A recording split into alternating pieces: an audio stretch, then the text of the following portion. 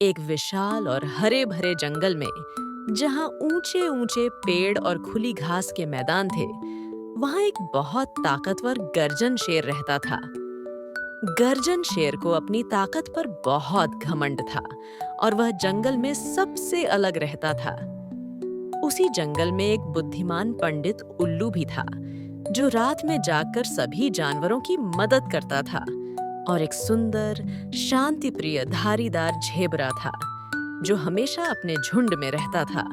एक दिन जंगल में बहुत तेज बारिश हुई। एक नदी में बाढ़ आ गई और उसने गर्जन शेर की पसंदीदा शिकारगाह को दूसरी तरफ कर दिया। गर्जन शेर भूखा था, लेकिन वह नदी पार नहीं कर पा रहा था क्योंकि बहाव बहुत तेज था। वह नदी के किनारे उदास होकर बैठ गया। धारीदार झेबरा ने गर्जन शेर को परेशान देखा। वह थोड़ा डरता था, लेकिन उसने हिम्मत की और गर्जन शेर के पास आया।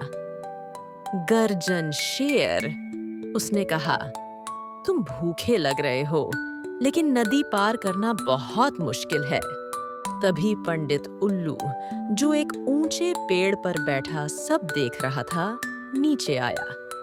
पंडित उल्लू ने कहा, गर्जन शेर, धारीदार झेबरा, हम मिलकर नदी पार कर सकते हैं। अकेले कोई भी यह काम नहीं कर पाएगा।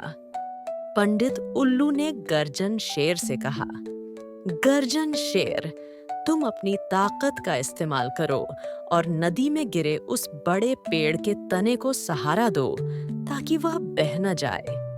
धारीदार झेबरा, तुम अपनी मजबूत टांगों से उस तने पर चढ़ो और उसे आगे बढ़ाओ।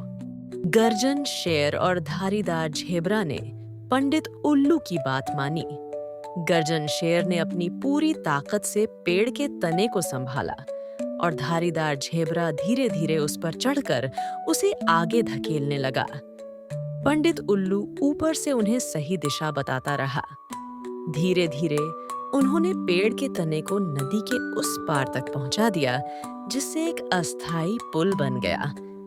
गर्जन शेर और धारीदार झेबरा दोनों उस पुल से नदी पार करके दूसरी तरफ आ गए। गर्जन शेर ने राहत की सांस ली और अपने दोनों दोस्तों को धन्यवाद दिया।